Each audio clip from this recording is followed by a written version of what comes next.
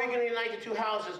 And you tell your boss, I'm taking off May 15th, 16th, and 17th for Passover. And the entire world's taking off April for Passover, but because you're going by some lunatic calendar promoted by unbelievers in Yerushalayim, you're eating Passover a month after the Jews, and you want to bring the two houses together? And you want to have unity of Ephraim and Yehuda, when Ephraim is a half-baked cake who is not fully baked, whose elevator doesn't go all the way up? If the main way to have table fellowship with Jews and Judah is to sit down and share the feast, and your feasts are 6 weeks later or earlier, how are you going to have unity in the two houses? It is essential that you follow the Jewish calendar. It's essential. Even if you don't agree with it 100%, for the sake of unity. Or then get out of the two-house movement. But you can't fight for two-house unity and follow the Karaite calendar. They say it's not a calendar. They say, oh, we go by observation, yet they print the calendar on the internet for the whole year. Do you ever notice that? It's not a calendar, we go by observation. But then they print a list of all the holidays. Oh boy. I'm going to move on to safer territory. Baruch Hashem Yahweh. If you can't say oh man, say oh my. Tzitzit, tzitzit, wings, knafim, corners, tzitzit. Whereas those from the house of Ephraim come, I love the way they're so cute. Zizit. I love it, you know, some brothers, hey man, I got my zizit. No, it's tzitzit. Zizit. That's so cute. Traditional Jews, now this is interesting.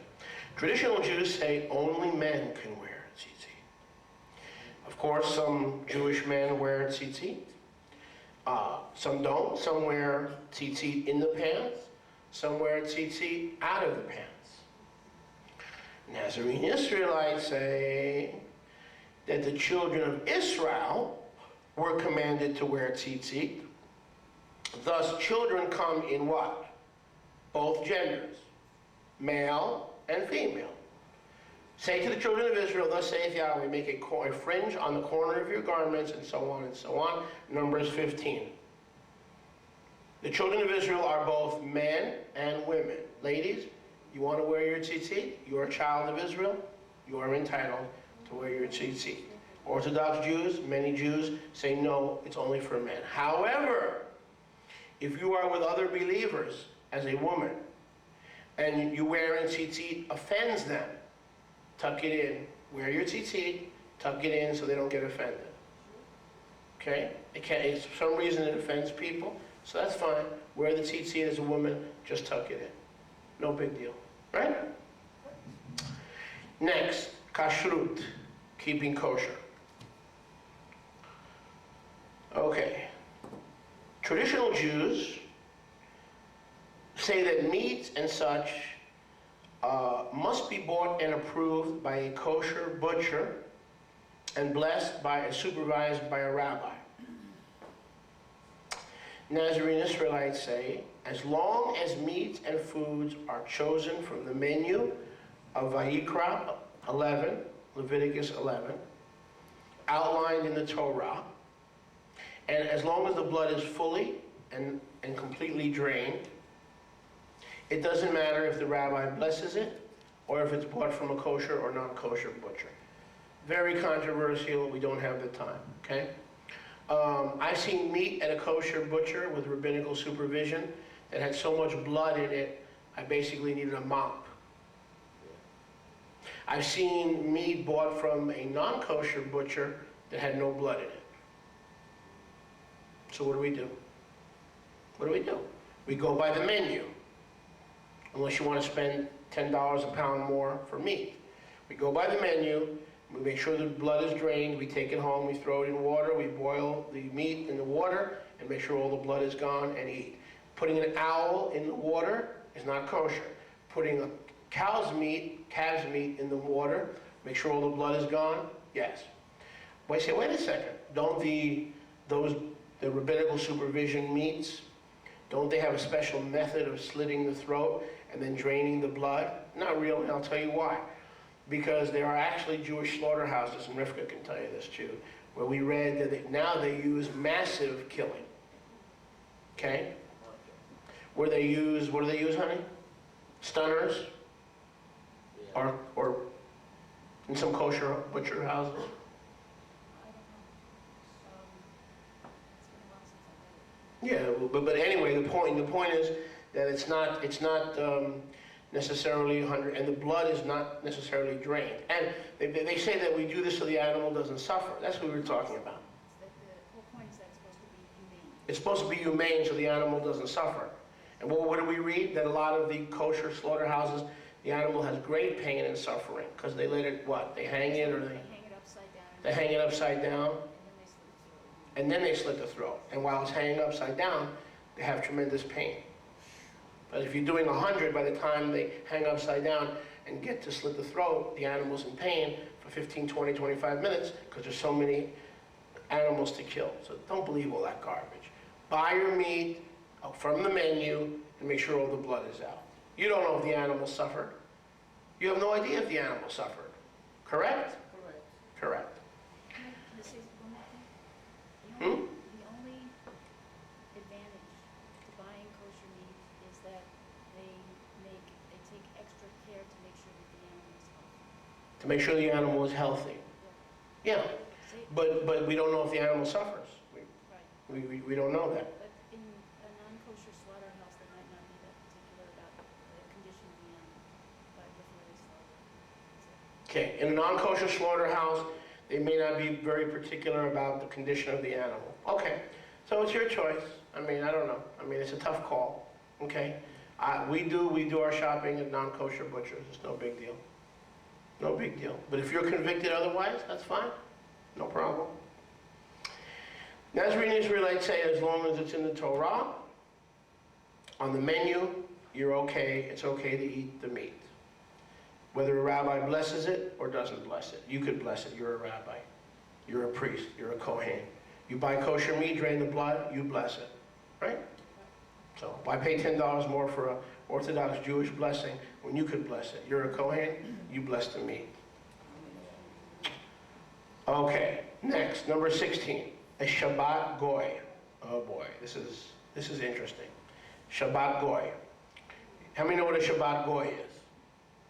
Traditional Jews say, now this gets my kishkis. This burns me inside. I mean, this is a clear violation of Torah. Traditional Jews say it is permitted to hire a non-Jew and allow the non-Jew to work and serve and do things to break the Shabbat that a Jew cannot do, such as having a Shabbos Shabbat Goy come in and mow the lawn and move furniture. Okay, so I'm not going to mention names so I won't embarrass anybody, but somebody very well known to us, Orthodox, strictly, not just Orthodox, pero strictly Orthodox. And he davens 3 times a day, and he benches after meals, prays after meals. And he has a Shabbat Goy coming in to mow the lawn, and sometimes the guy comes in to mow the lawn on Shabbat. Or he's painting. He's in shul, and the Shabbat Goy is home painting and putting stucco. The word of Yahweh says, no work shall be done in your gates and in your dwellings. Yeah, and your servants. Your servants, your men, your women, in your gates, in your home, within your gates, or beyond your gates, around your gates. How can you be in shul saying, I'm a Shabbat keeper, and hiring some guy back home to do the stucco? Or to finish the Chattahoochee on the porch? You're breaking the Shabbat. I don't care how much you're davening. Yeah. And then, I don't turn off light. Traditional Judaism says, we are not permitted to turn off the lights. Really? What verse is that? The word of Yahweh says you shall not kindle a flame. You want to know what it was like in the ancient days, kindling a flame? Oh, come on. It was worse than turning on an ignition with a starter, a car that doesn't have a starter. It's like trying to turn on a car without a starter. Work. But today we turn on a light, you flick on a light, no big deal. Did turning on a light violate the Shabbat? No. Turn on as many lights as you want. But because they think it's lighting a flame, that's why we drive to shul. But they think it's lighting a flame, so what do? They can't sin. So they find somebody else and pay them to sin. They come in on Friday night. This is before the electric timer. Now it's all on electric timer. So I'll pay you every week $20. You come in and sin for me because I'm going to be in synagogue and I can't turn on the lights. So I'll pay you to sin. That's what we got to be careful. We stay away from that. And nowadays they have the electric timer, which is better than making a non-Jew sin. The electric timer goes on Friday night before sundown, and then it shuts off Saturday night after Shabbat. You're better off with a timer. At least you're not making anybody sin. Right? Get a timer. How come you can't China? Go to Walmart and buy a timer with you. I said, please. Don't you talk that way. I can talk that way. I'm Jewish, but don't you make fun of me that way. I can get away with it, I think. But don't you try it. Okay. I think we just touched on this. Let me just, turning on lights, driving cars, kindling flames. We believe we can turn on lights, we can drive cars, and turn on the ignition. But Nazarene Israelites say we are forbidden, yes, we are forbidden to make clear fire, such as barbecuing and cooking. Turning on a light or a car requires no work or working to produce a fire, as it is instantaneous. We are free to drive to our synagogues and to use lighting. However, we do not run to the car to go shopping and do business on Shabbat. We do not get into the car to drive to the circus and take the children to the circus. You're doing your own pleasure. You're not doing the will of Yahweh. If you're using a car to come to the synagogue, get in the car. But if you're using a car to go see the Titanic in the movie theater, you are violating the Shabbat. It is not your day, it is Yahweh's day, and under no circumstances are we as Nazarene Israelites to use money on Shabbat other than paying our tithes and our offerings. We are not to buy or eat in a restaurant. When we eat in a restaurant on Shabbat, we make people work to serve us. I am tired and sick, I'm way past sick and tired, of rabbis going out on Shabbat to a diner with their congregation ordering ham sandwiches. I lie not to you. There's a rabbi in Indiana that's very well known for doing that. He takes his congregation to a diner. They all buy on Shabbat, make people work to serve them, and then they eat ham with the rabbi. Oh, man. If that's a rabbi, then I'm an astronaut.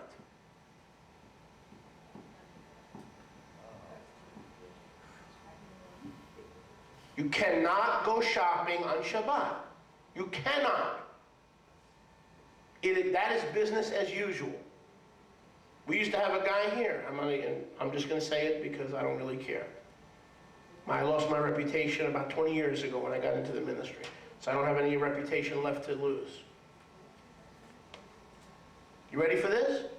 I had a worship leader whose wife wouldn't come to the shul. You know why? She was in the mall shopping while he was leading worship. You think I had the wrong guy? You cannot shop on Shabbat. Period. Oh, man. Don't ask me, don't debate it. It is forbidden. You know what Nehemiah said? If you come here again, Yeah. I've warned you. I've told you where we stand. To sell your fish and your meat and your produce, I will pull your hair out. Yeah. That's how serious that is. But you can turn on lights. Generally, what can you not do on Shabbat? You cannot do your own pleasure. That doesn't mean you can't go in the hot tub. That doesn't mean you can't work out and go swimming. But if you're going out of your way to do your own pleasure, no. If you're in the house, chill out, relax, do whatever you want. Within normal means. You want to go swimming, go swimming. But doing your own pleasure means on Shabbat we're going to Vermont and we're going skiing. No, go skiing on Sunday. Questions? And then we are finished. What do you tell to our people? They have excuse and they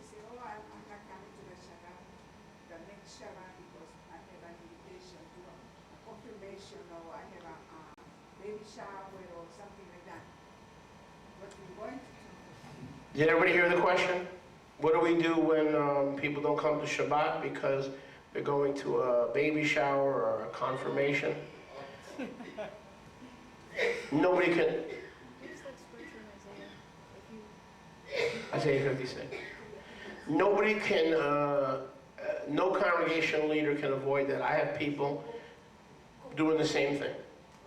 I have people going to weddings. I have people going to baby showers. I get the same thing. I get the same thing. What can I do? I'm not the Holy Spirit. I'm not Yeshua. I can't throw people out of the synagogue for going to a baby shower. If they stand in the parking lot and criticize the ministry and talk about this guy and this guy, then I can do something. But you have to choose your battles. You have to choose your battles. You really can't do anything. I went to a funeral. I had to decide. It was a good friend of mine. They asked me to come and do the funeral and be there. Jews don't do funerals on Shabbat. No Jews do. I don't care who they are. But I had my congregation, or I can go to this man who I respect, who was a former member of my congregation. I decided that the heart of the law is to go to a former member's funeral and not go to Shabbat. And I came late to Shabbat. I still came, but first I went to the funeral. Now, I told the family don't do it. They still did it. Jews don't bury on Shabbat. But if I had a member of my congregation who was being buried on Shabbat, and the family would be offended, or they'd be blessed if I was there and offended if I wasn't there, I had a tough choice. I struggled. I talked to Rivka. I prayed, and I went to the funeral. The heart of the Torah is more important than the letter of the Torah. Question? Someone had a question? Say that again? What about the children's baseball games on Saturday? Under no circumstances. No circumstance. That is definitely doing your own pleasure. You don't think that there's an exception to that? No. And his games on Saturday, how do you tell that child? He is in a league. It's the League of Yahweh. And the League of Yahweh doesn't play on Shabbat. In other words, choose this day whom you will serve. Okay, under no circumstances. No circumstances. We used to have the same thing with our daughter with ballet and dance. Same thing, constant struggle. And the teacher knew, the Jewish teacher insisted that she come to practice. We didn't give in. I think we gave in once a year for the recital. Okay? But it wasn't an every Shabbat thing. You follow me? I didn't want to lose my child, so I made it once a year, but I would never allow it every Shabbat. So we faced that. But I'm not, just think about it. Yahweh has a league. If you're called to play in that league, that's your league. And the child needs to learn it. Because if the child thinks he can set aside Little League at a young age, then perhaps when he's older, he could set aside Shabbat for plumbing and electrical work. Train a child in the way he should go, and when he is old, he will not depart from it. Wheelber, talk to me. Yes, sir. Talk to me. Stand up. How would you, Stand straight. okay, Adjust your hat. how would you do this? I mean, do you make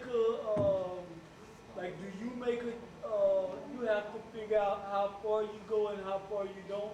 Because it is written, right? It says, if thou would turn away thy foot from the Shabbat, where is from that? doing Where your is that? pleasure. Where is that? It's in Isaiah somewhere. Isaiah 50. That's the scripture I was thinking I about. just told you, Can honey. you listen to what he's saying? Okay, it says, if thou would turn away thy foot from the Shabbat, from doing thy pleasure on my holy day, Keep it down, please. Keep it down. and call the Shabbat a delight, Right? the holy of Yahweh, honorable, and shall honor him, not doing thine own ways, nor finding thine own pleasures, nor speaking thine own words.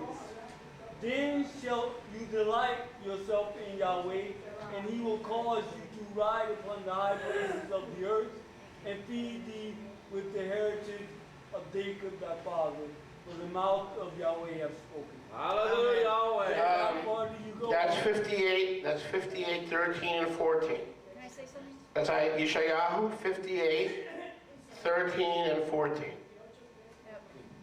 Stand up so you can hear. Milagros, she's not, she's in the restroom, but that's the answer to her question. She doesn't have to say anything to that person, oh, I have a baby shower, this, that, and the other thing. All you have to do is open the scriptures, show her the scripture, or him, whatever, and say, this is what the scripture says. It's not me, it's Yahweh. Yeah, right. Let me read this to you again, 58, 13, so in case you didn't hear it from Britt. If you turn away your own foot from the Shabbat, from doing your own pleasure on my Kadosh day, and call the Shabbat a delight, a Kadosh day of Yahweh, honorable, and shall honor him, not doing your own halachot, or your own pleasure, or speaking your own words, then you will delight yourself in Yahweh. I will cause you to ride in the high places. Let me even rephrase that even differently. Let's get extreme here, okay? If Yeshua didn't have children, but if Yeshua had played ball on the Shabbat, he couldn't have been our Messiah. I think that'll speak volumes to you. Yes. If Yeshua played baseball or soccer on the Shabbat, he couldn't have been the Messiah. He had to fulfill the law to a T. And if we are his disciples, we have to follow in that same manner. Sorry. Listen, nobody said it would be easy. Right? Nobody said it would be easy, sister. But it's not supposed to be easy. It's supposed to be a life of discipline. And it isn't necessarily supposed to be easy. Yanet. Es una pregunta como un poco complicada. This is a complicated question for me. En Shabbat sí puede tener relación sexual con el esposo.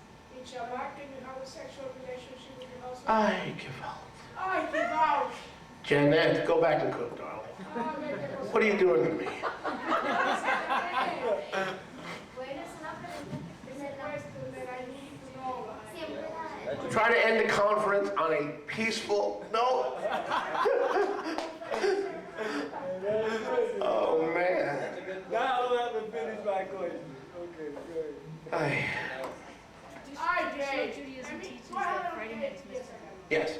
Rivka tells me that based on her upbringing, Basado en la operación de ella, y como ella lo hace, Friday night in Orthodox Judaism viene la noche de los ortodoxos, was mitzvah night. es una noche de You understand what mitzvah night was? lo que Ooh la la la la la la la. Then we call her father el padre, every Friday night todos los días de la noche, was mitzvah night. era una noche de bautismo. She told me that's not. I didn't say that. She told me that. Ella me dijo eso. Yo no sé si eso es verdad. So, but that's look. Mira, mira, mira, mira, mira, mira. Based on Isaiah 58, Basado en ese, that's your own pleasure. that could be your own pleasure. Basado en si But the union of man and woman, he made the two one flesh. de las dos personas de ser una sola carne. So Una sola carne. if you held a gun to my head Si tú me pones una pistola en mi cabeza and you said,